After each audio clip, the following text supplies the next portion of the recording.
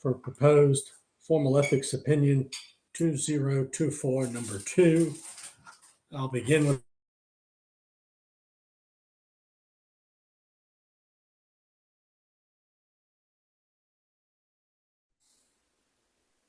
Did Judge Lange get kicked off again? Yeah, I'm back on now. Can you hear me? Yes, we can. All right. Members of the subcommittee are hereby advised of their duty under the State Government Ethics Act to avoid conflicts of interest and the appearance of conflict, and are instructed to refrain from participating in any matter coming before this subcommittee with respect to which there is a conflict of interest or the appearance thereof.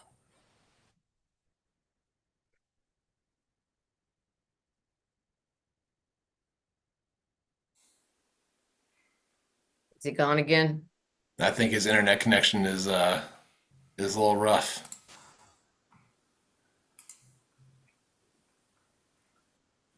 I don't see Tara. Tara, are you on here? No. No, I don't think she's on. Mark Jay, Herring. I keep getting knocked off, and Jay Vanoy has texted me. It says he can't seem to sign on. Oh, I see Jay. Jay is here now. Jay is I'm on. here now, yeah. All right. He's gone again.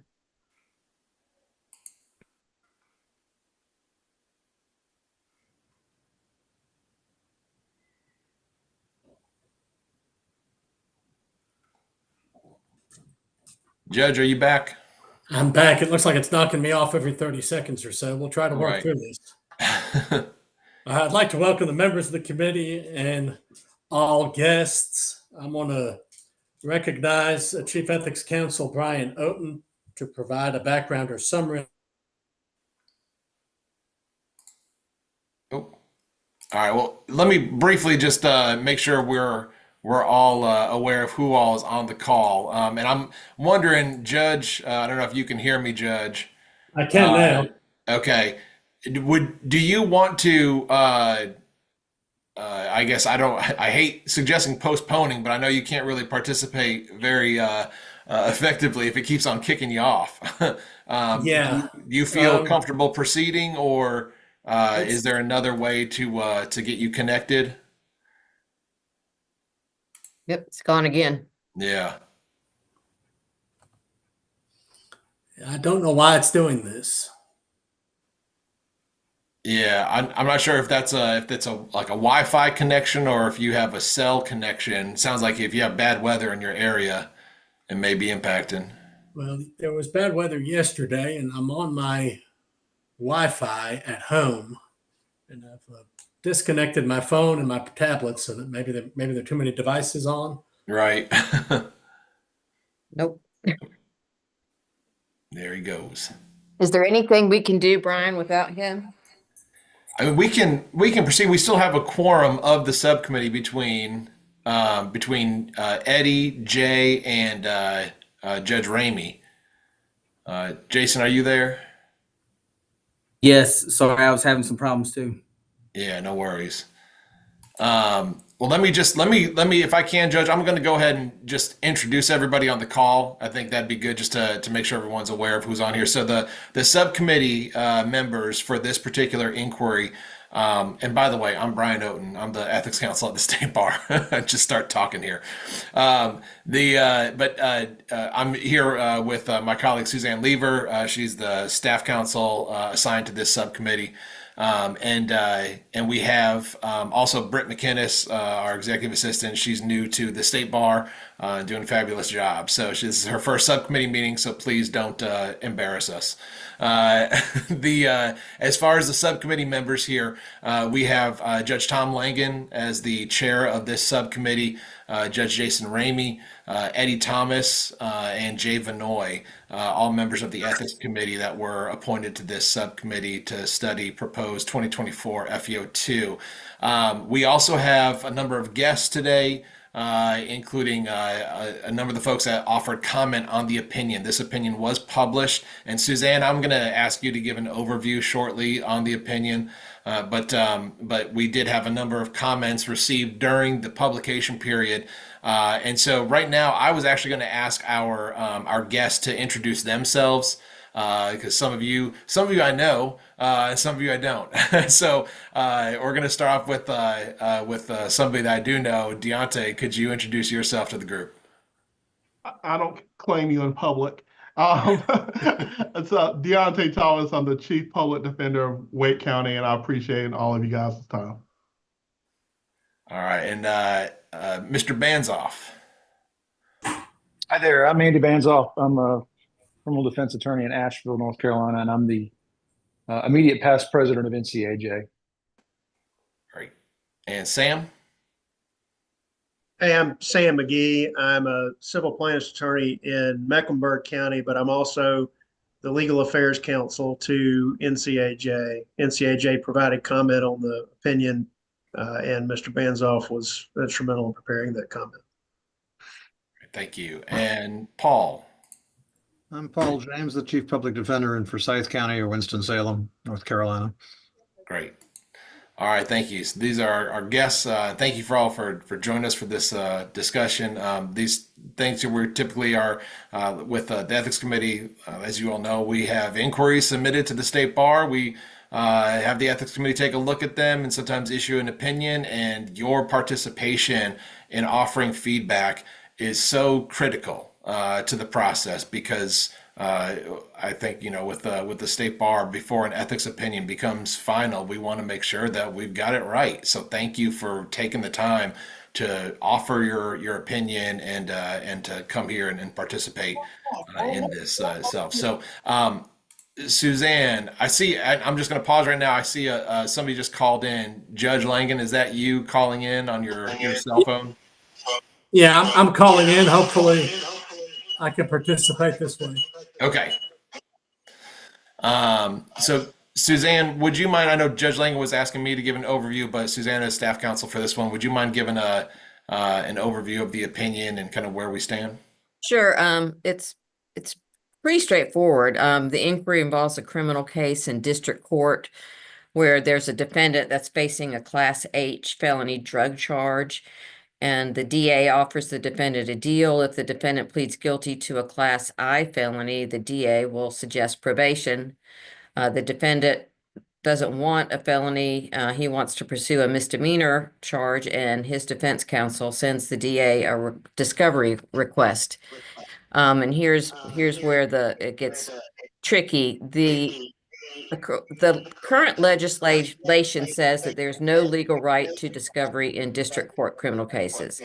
So the DA responds and says that if the defendant wants this discovery, the DA is going to withdraw his plea offer and seek a conviction on the Class H felony and seek the maximum punishment.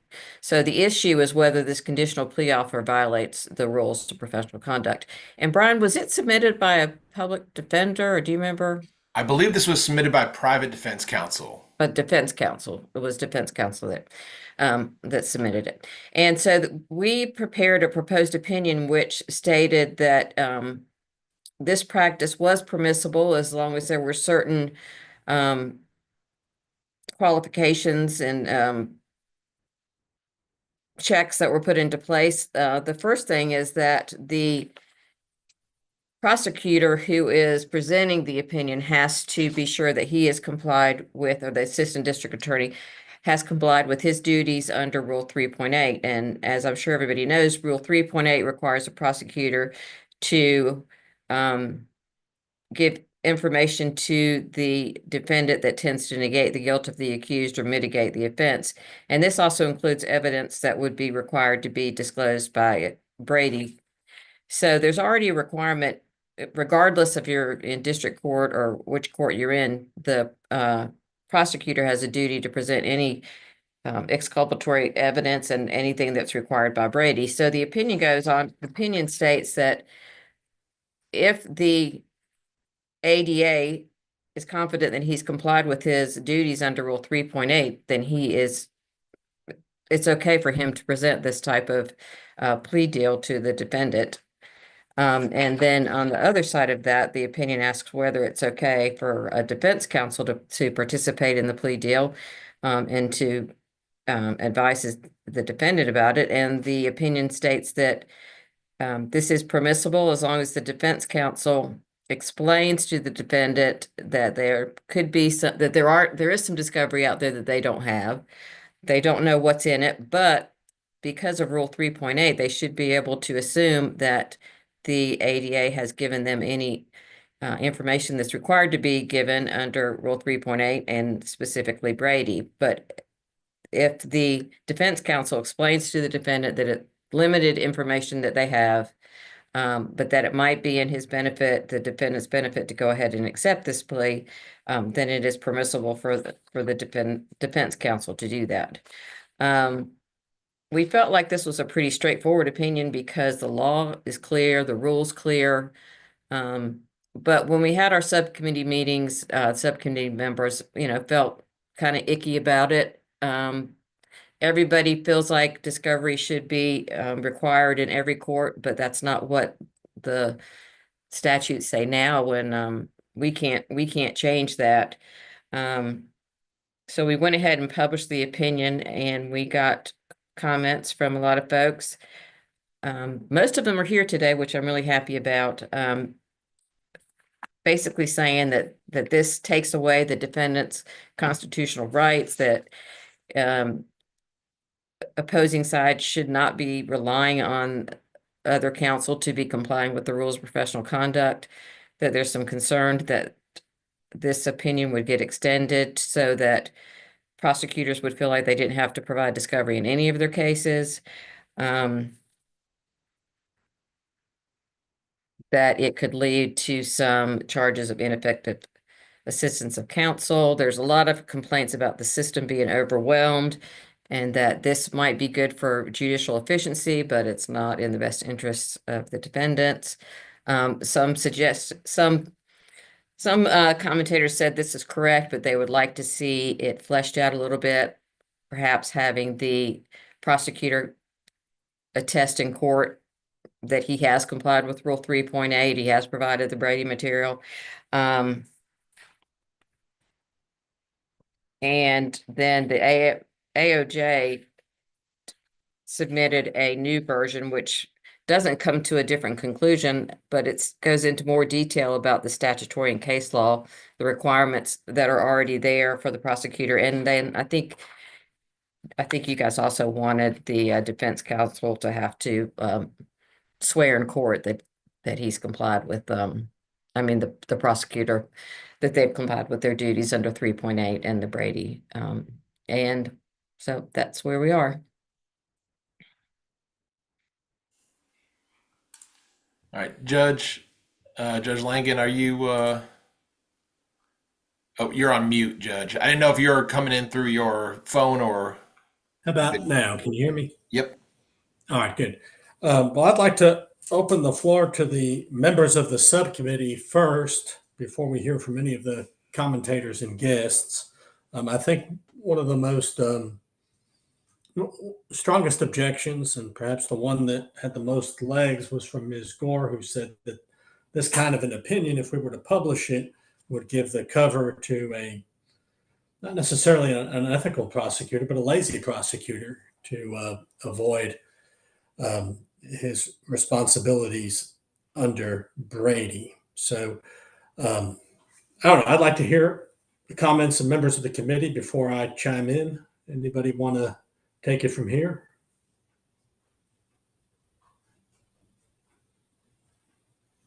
Well, I know in the past we talked about, I know the last ethics meeting when we discussed this, we talked about taking no action and not releasing an opinion at all. And I'm still in favor of that. I think, many people have pointed out the issues with the statute and with the legislature versus sort of how things are done in court. Others have pointed out the fact that, we would be sort of getting in the middle of a push by Chief Justice Newby to have more H&I felonies done in district court. And so by, just the timing of issuing an opinion on this matter will make it seem as if we are in support of that. So that's another issue. But ultimately, I just think this is a very messy issue, considering how the statute is written in terms of, us defense attorneys being able to get discovery for felony cases, but now felony cases being handled in district court, and can we have discovery then, or are we still not allowed to get discovery? I just think it's a messy issue that we don't necessarily need to weigh in on, and I would be in favor of not releasing any opinion on this matter. Jay, I think you've indicated the same thing, Mr. Van Noy. You still think this is something we ought to leave alone? Yes, I agree. I think this is going to cause a lot of problems and create more problems than it helps cure any problems. First of all, I think there's a legitimate argument that we are entitled to discovery on felonies in district court, or we should be. I think the case that's cited in the opinion is a DWI case out of your district, Judge. I tried the case. I was getting ready to say you're probably familiar with that case. So, that's a problem, I think, within the opinion itself. I'm fortunate, and I'm in a district where they provide us discovery in cases, and it's not really an issue for me. But I know this could, in my opinion, it could breed bad lawyering and bad prosecuting. I mean, it just why would we expect a prosecutor to review the discovery and comply with their responsibilities if they know the defense counsel is not going to get to see it?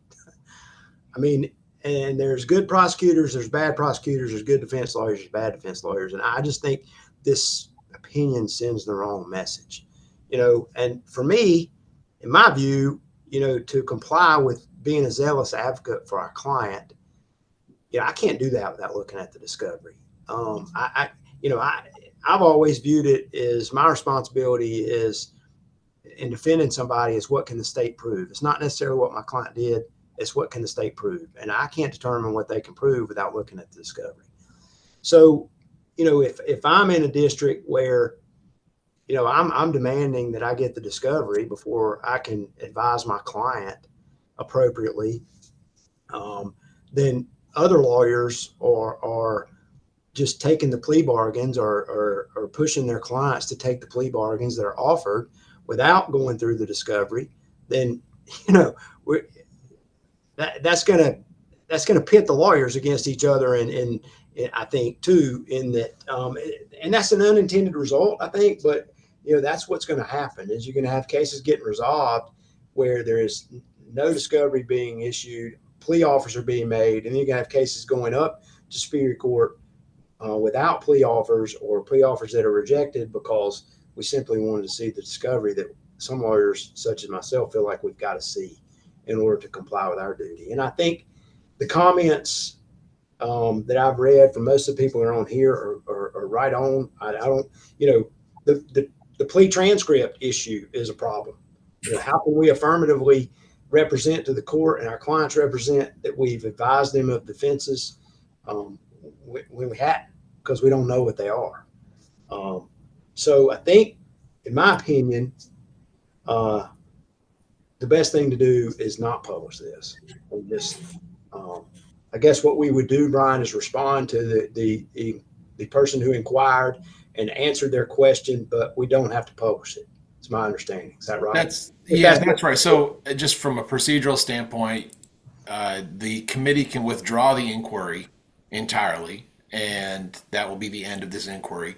We do have the lawyer, and I think, like I said at the ethics committee meetings before, we've received this question a couple of times from defense lawyers who are asking, basically, I've been presented with this scenario.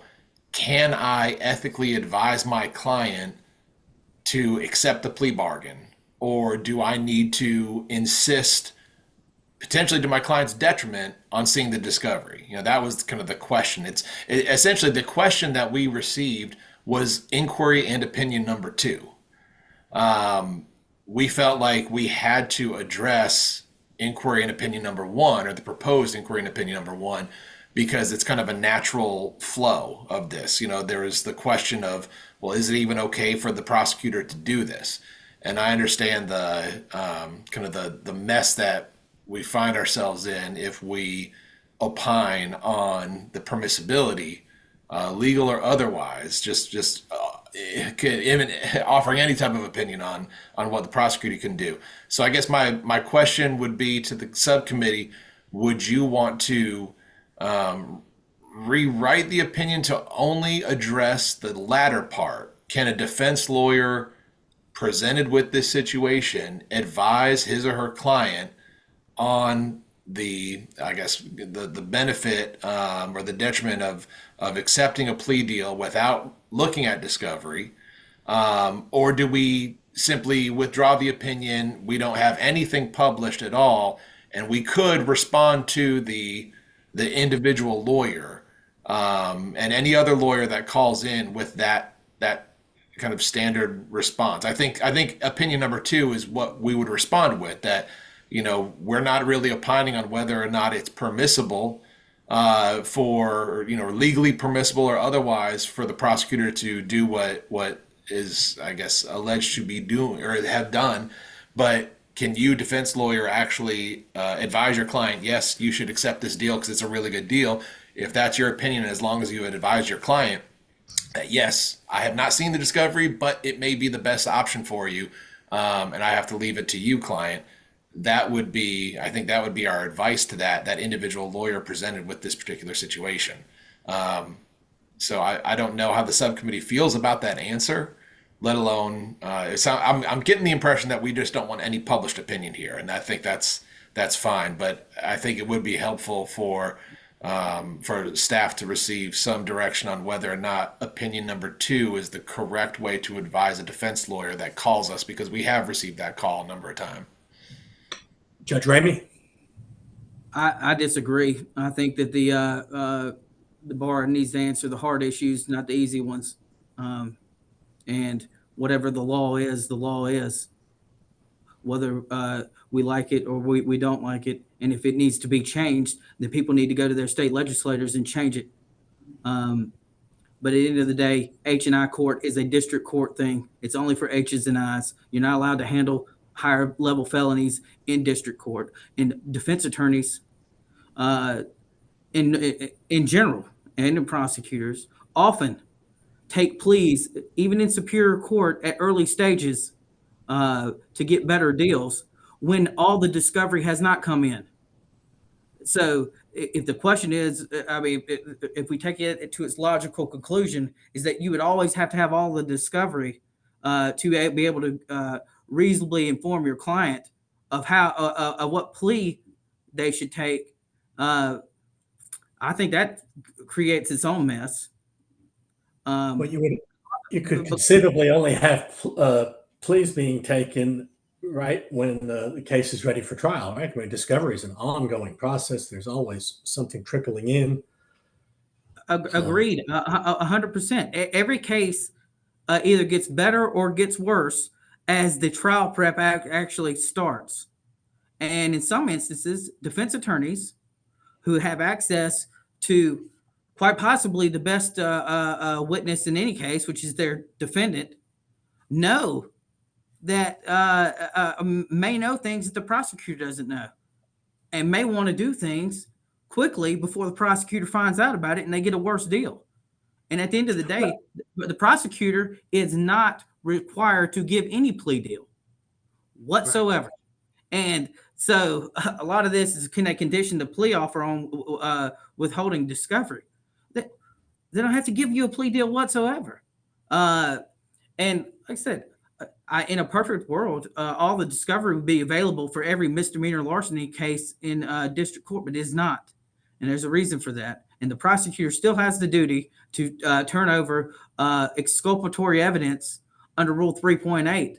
And this idea that they're supposed to swear to it in every case that they've done that'll be the quickest way to make sure that the prosecutors just never offer any kind of plea deals because that's just too much of a hammer hanging over their heads. And not saying that they basically saying you don't trust that they're following their ethical obligations, but things do come up later. And I think that the state bar already requires, if certain exculpatory evidence comes up later, the prosecutor is, even after the plea deal is done or the trial's done, is required to turn it over. I'm still of the opinion that the opinion that was written by the state bar is right.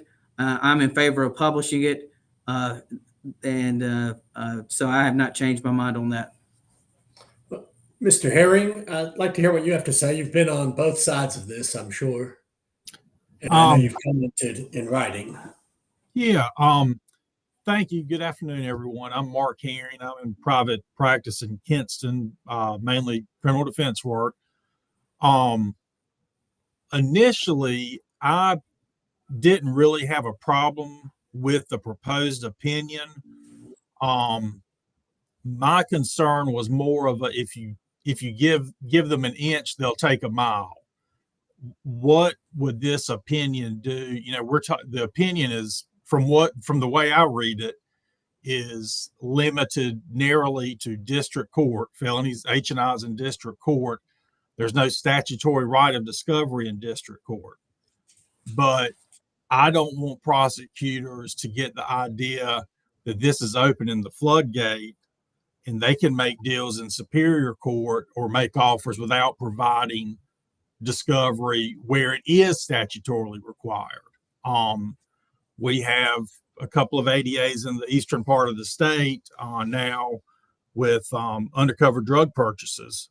They'll make an offer, but it'll be conditioned if your client wants to see this video, that the offer's off the table. And they're cloaking it in, protection of the informant, but it's putting the defense attorneys in a really bad, precarious situation. I understand with the H&Is and the volume of the cases, we're all drinking water from a fire hose, no matter what side you're on, state, defense, a judge, whatever. So expediting dispositions is certainly a favorable thing. But I'm concerned that the opinion could be taken farther and turned into something that it wasn't intended to be. And just listening to everyone, I've just now had the thought that if we go forward with the opinion as it is, would there be a possibility to include a provision where the prosecutor is entitled to make a diligent inquiry of the law enforcement agency, and whatever they have at that time must be turned over? Because usually early on, the meat of the case, they have it. It's the officer's reports, eyewitness statements. What drags it out is when they're waiting for phone records and Facebook records and all other things. But I don't think it'd be too much burden on the prosecutor to get what they have at that time, to give us some idea of what we're dealing with. And that's my 2 cents. Thank you all. Thank you, Mr. Herring. Is Tara Gore on or not? I don't think She's I've seen not. her. And I mean, she strongly did not like this opinion. I mean, she thought it was right under the law and under the ethics rules, but she really just had some bad feelings about it, which I think other people that are present on this meeting are voicing some of her concerns. But Ms. Lever, this reminds me a little bit of the other subcommittee I was on about the case from 1936 in Winston-Salem. Yeah. There was no rule that said you couldn't do it, but boy, it sounded icky when the state bar is saying a lawyer in possession of a file can turn it over to a museum, historical society, or historian. Here, the rules, it's pretty plainly states, the case law states there's no discovery in district court. Like Judge Ramey said, you don't have a right to a plea offer, and the defense has a right to discovery. We're not saying they deny discovery. They're just not going to get the deal that they would get at that particular point in time. But we're concerned about how it looks optically if the state bar says that prosecutors can hide behind this rule or behind this opinion if they're not being diligent, or they're being lazy, or they're being unethical. But they still have this opinion clearly states they have ethical obligations that they're not to run afoul of. Rule 3.8, Brady.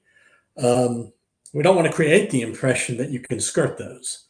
And while prosecutors have obligations under 3.8, defense counsel has obligations to their client too to say, hey, we don't have all the evidence in this case. You realize that. You're waiving that right now. I don't know, like Mr. Benoist said, what the state can prove. You realize that. You may think you've done something. You may know you've done something, but I don't know that they know that. And you need to make an informed decision at this time whether you want to accept this plea, which I assume is going to be sweeter than what the prosecutor has in mind after indictment or waiver of probable cause. Anyone else on the committee? Can I chime in back in here, Tom, please? Yeah, please. I mean, I so the record's clear, I guess. I think the answer is correct. I think Brian and Suzanne have done a good job of answering the questions, and I think this process will continue. I kind of agree with what Mark said. I'm worried about what the unintended consequences, or maybe they are intended, whatever consequences will come from publishing this. Judge Ramey, I agree. I mean, I've worked with you as prosecutor, Judge Ramey. I've worked with you, Judge Langan. I mean, and have no questions about that. But, you know, I'm not all prosecutors are like you guys either. So, you know, and not all defense lawyers do things the same either. So this process of conditioning plea offers is going to continue. Y'all are both exactly right. We all know nobody has to make any client a plea offer. And in certain cases, there are no plea offers. And it's if we publish this, then there's a formal ethics opinion that says you can do this. And I think it's going to be it's going to be pushed to the point where it creates more problems than anything. So I don't know, to your question, Judge Ramey, I don't know that we're answering the answer to the hard question. In my view, is going to create more hard circumstances and problems than it's going to do answering the question, because they're allowed to do it. And the other thing is, I don't think, Brian and Suzanne, y'all correct me if I'm wrong, I don't know that we can put in an opinion an affirmative duty on a prosecutor to swear in court to anything or to put in writing anything when we're just changing the law. Yeah. I mean, I don't know that we can affirmatively make them do that. So I don't know that that's a good answer for us either. So I just wanted to chime back in and say that I agree that the answer is correct here on both opinions, that the DA can do that and that the lawyer can do that. I just don't think under these circumstances we should publish it. Thank you. And the greater issue is one that's for the grievance committee when a prosecutor doesn't follow 3.8. And that's an issue we can't address by changing the existing law, what's in Cornet and what's in our discovery statutes. So if there is a greater problem, it has to be addressed either legislatively or through the disciplinary process. Before I open it up to, can I say something too? And here's the thing. I think the law is what it is. If an opinion is going to cause unintended consequences, well, then maybe if that's what needs to be done, the law can be changed. But I think the state bar is just giving an answer to what the law is. And what the law is what the law is. Whatever unintended consequences that come from that, it's not really for the state bar to worry about. What if unethical conduct happens, then the state bar will deal with it appropriately when the person who commits it gets brought before them. But sometimes I guess an ethics opinion might spur some action on the behalf of legislators to say, hey, this is a problem, we need to fix it, if that needs to be fixed. I saw something where someone said something about conditioning a plea on not revealing the confidential informant. There's plenty of reasons for the state to desire to protect that person. And there's plenty of reasons for them to give a better deal in order to secure their anonymity. And then there's reasons if we got to burn them, then we're going to go ahead and play for all the marbles at a trial. These are all sorts of things that go into trial strategy and the risk or cost benefit analysis that goes along with representing people. It's not supposed to be easy. Being a lawyer is not easy. And giving wise counsel is not easy. But I do think you were talking about unintended consequences. Start forcing or taking all these rights away from the prosecutors. Sometimes it's going to end up burning the defendant. And that's not going to be what's in the best interest of the defendant. Sometimes it's going to get the defendant off. I understand that. I'm just saying that I feel like professionals that are working with each other and with a judge that has to take these pleas should be expected to follow the rules and to be ethical. And when they're not, they should be held accountable. But the law is what it is. All right. Anyone else who's serving on the subcommittee want to say anything else? If not, I'm going to open it up to the guests. We value the comments that have been made. They've been reflected in some of the arguments, particularly from Ms. Gore, who's not here today. Would any of you want to comment on the discussion we've had today without reiterating what's in your prior written statements? I'd like to open it up to you. If you keep your comments brief. Mr. James, anything you want to tell us?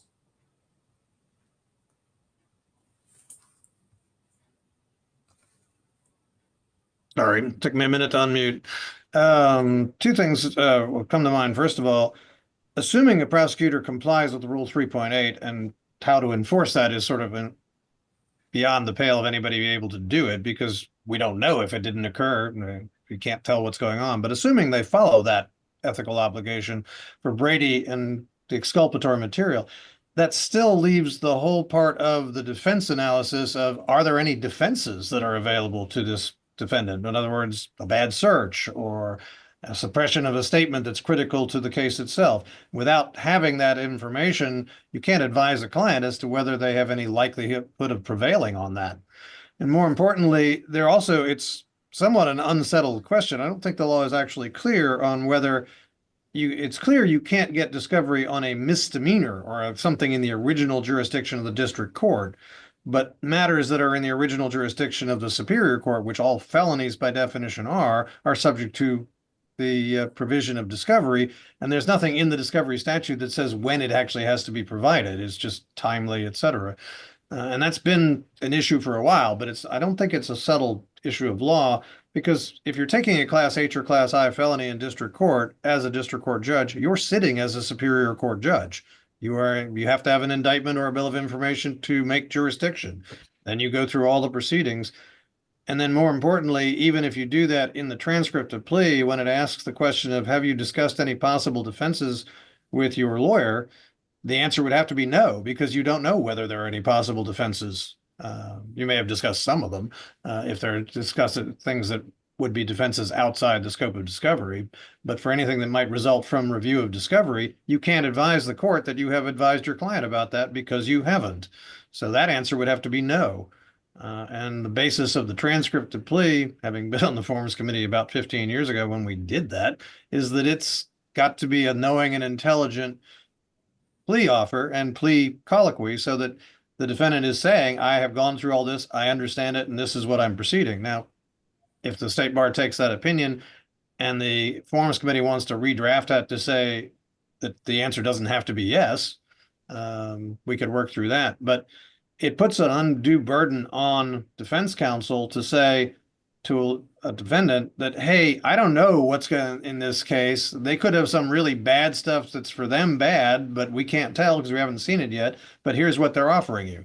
I think most of the time I would have to advise the lawyers in my office, we would first move to withdraw. And then if that were denied, we would tell them that we've advised the client, but we can't advise them beyond the level we have received. We don't know anything more about it. All right. Mr. Deontay Thomas. Yes, sir. Thank you for your time. in addition to being the Wake County Public Defender, I'm also currently serving as the president of the North Carolina Association of Public Defenders. And speaking with them about this issue, and like Mr. James is also involved with that, there are different opinions among the various chief public defenders. But I think we've always come to a consensus, general consensus, that we would ask that no opinion be issued on this matter. I know it is a difficult thing and a difficult question, but there are so many different kind of variables and nuances that it is hard to make a general hard and fast rule on this. And we believe that we will be opening ourselves up to multiple instances of ineffective assistance and potential for, I believe, like someone else mentioning, I don't want to even put it as prosecutorial misconduct, but the volume of cases that we're handling at this time, we need the ability to resolve H&I felonies in district court, and we sometimes resolve trafficking cases if they're not a good enough case in district court. When I've done that myself and talked to clients and said, hey, they're not giving me all the discovery, but if you want to get this handled today and get this plea offer today, you can do it. And with their knowing about that and knowing that they're not getting all the discovery, I have allowed them to do that before, but I always make a note on my file that that was their decision to make. The issue with that is personal here in Wake County. About 2 years ago, that there was a large drug sting where dozens of people were charged with drug crimes. It ended up being that the officer involved in that was purely making up these charges and making up his false informant. And I had to sit with the elected district attorney here and do 20-something MARs for people. And all of those people had attorneys and said, hey, the DA is saying this officer said that he has an informant that's going to say that you sold drugs on this date. Do you want to take this misdemeanor and do you want to be on probation? And a lot of them said yes and got their cases done that way and got out of jail, out of sitting incarceration. But when there was a pushback and a few people say, no, I know this is not true, that's when it was finally uncovered by a public defender. And that officer ended up being the one going to prison and doing all these MARs for people. And that's the kind of stuff that we were dealing with here. So with that personal knowledge of that, I just can't in good faith say that there needs to be the opinion as proposed now be detrimental to all parties involved. And I think Judge Ramey had said the DAs don't want to swear off on that either. And I would agree. If I was a district attorney, I would not want to swear off on that because I think it is inappropriate for us to put the DA in a position to being the one that is the only arbiter of the evidence of that case. So I know the questions will continue to come. And, I understand the job that you guys have to do, but at this opinion is submitted, I think it's taking a disastrous step backwards for us. And there'll still be some stuff that we have to resolve and work through. But just based on our experiences here and as we continue to have this deluge of cases, I think it's inappropriate. We've heard from Mr. Herring. How about Sam McGee or Andy Bonzoff from Advocates for Justice? Do either of you want to say anything? Yeah, I'll just say I certainly hear all the comments, and I think there's a lot of good things that have been said. I would just add that if there was a decision made to publish it, what we put in our response was to strengthen up the discussion about what the Brady obligations are, because frankly, I'm repeatedly shocked on an almost daily basis by how poorly trained a lot of our ADAs are in a variety of the counties that I go to. They don't know they have to give us information that's material to sentencing. They just think if it doesn't say your client didn't do it, I don't turn it over. I get that kind of stuff fairly regularly. So I think if there's going to be a published opinion, I would strongly encourage you to beef up the language to make clear what the Brady obligation is, because it's a significant obligation, right? I mean, it's not just well, the officer turned this over and, we're turning it over. Well, it's district court. We don't have to provide it to you. I mean, if there's exculpatory information or if there's material information in there, they've got to turn it over. And frankly, it's a lot more work for them to do that rather than just turn over the discovery. I mean, that's kind of the point of that, of emphasizing, to make sure that prosecutors are clear about what their duties are, because it's much more than just, somebody else did it, as evidence. I also think the point that Paul made about advising the client is a good one, and a very important one. If not, I'm not sure how many judges are going to be real excited going forward to take a plea from somebody when they say no. I wasn't advised about all the possible defenses. That may be a judge by judge thing at that point about who will be willing to do that. The last thing I'll say is, I believe it was 5 years ago that the Congress passed a law that now requires the federal prosecutors to essentially affirm on the record that they know what their Brady obligations are and that they will comply with them. So this is that requiring the prosecutor to do that on the record is not without precedent, and happens regularly in federal court these days. So. Thank you, Mr. Bonson. This is Sam again. I just want to echo and add briefly to what Andy said. The comments we provided, as Andy said, essentially draw out the Brady discussions more in the opinion. And part of that is, if we have someone who's looking and they have an ethics opinion they believe is on point and it's talking a lot about what's permitted, we want to make sure that it reminds them of what they have to do. And so I think that that's really important. But in the discussion that you guys have been having today, has kind of raised a question. So I kind of want to ask a bit of a procedural question, which is that how is the decision made when a lawyer sends an inquiry of, do you publish an opinion or do you simply answer the lawyer's question? Because since that's been part of the discussion and it's been less about, hey, is this opinion right, and more about what its unintended consequences are, it kind of left me wondering, well, do you guys have some obligation to issue an opinion, or is it a purely discretionary matter?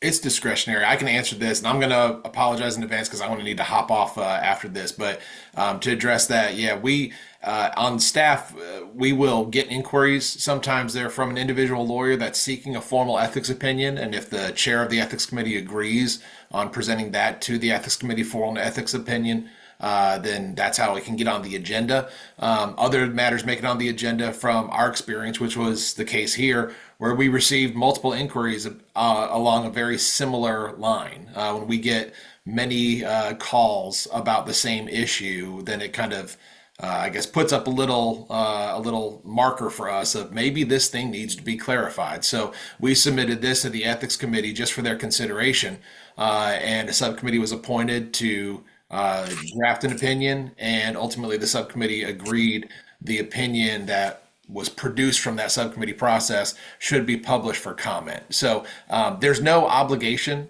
This is I guess, a discretionary thing in that regard, and that's why it's the ethics committee's discretion to potentially withdraw the opinion as well if there are, I think, as somebody had explained, kind of some unintended consequences of a particular opinion, or to go forward and submit this to the full State Bar Council for adoption, or amend it, whatever it may do. But there's no obligation. I think my goal would be to get an answer to the lawyer and any future lawyers who call about this, because we do want to help however we can. But ultimately, as to whether or not there should be a formal, published, adopted opinion, that is something that's left to the ethics committee and ultimately the State Bar Council. Okay, I appreciate that. Yeah. I want to thank everybody for your thoughtful comments, both in written form and the discussion here today. As we conclude, does anybody want to make a motion here in subcommittee to either remain in subcommittee for a rewrite, or to adopt the opinion, recommend that to the Greater Ethics Committee, or to decline to answer or have the inquiry withdrawn? Are those our options, Mr. Otten? I think Brian left. Can you hear me? Am I unmuted? Yes, I can hear you. Yeah, I mean, we can withdraw it. We can work on it some more adding some of the suggestions that some of the comments provided, which I think there's some good suggestions. We can't rewrite it to say the opposite of what it says, because that's not supported, you know, by the law. So we can either withdraw it, send it back to subcommittee, or just leave it as it is and send it to the council for approval. Any motions? I'll make a motion to send it to the full council. Any discussion? Doesn't this come back? Am I wrong, Suzanne? We just take this back before the ethics committee at the meeting in a couple weeks? We would, and we would say that the recommendation of the subcommittee is that it be sent to the council for approval. Okay. I We mean, need to take the yes, vote. it will be discussed at the January meeting, Jay, and then that's when we'll give our recommendation. Right, there's a motion to adopt council members only, or subcommittee members only. Who's in favor of that? Votes in favor of the motion to adopt. Mr. Ramey, Judge Ramey? No others? Those opposed? That 3. I'm opposed. Yep, Jay. Yeah, the motion fails 3-1. Any other motions? I move that we withdraw this opinion. Any discussion? I second that motion. Was that Eddie? I'm sorry. Eddie, was that your motion? Seconded by Mr. Vinoy. All in favor? Aye. Okay. All opposed? Mr. Ramey? Right, So then motion- at the next meeting, we would Judge Langham would present our recommendation that it be withdrawn, and then, you know, at the meeting that might get shot down. You know, there might be You might want to send it back. Yeah. might very well still get sent back. But that would be the recommendation of the subcommittee. All right. Well, I will report Thanks for that. clarifying that, in a Suzanne. couple of weeks. All right. Thank you all. Anything further, Ms. Lever? Not from me. I would like to thank all the guests that sent in comments and that Yes. Thank you very much. took the time to join us today. And if you think of other comments that you wish you'd said, if you want to, you know, send me any further comments, I can pass those along. All right.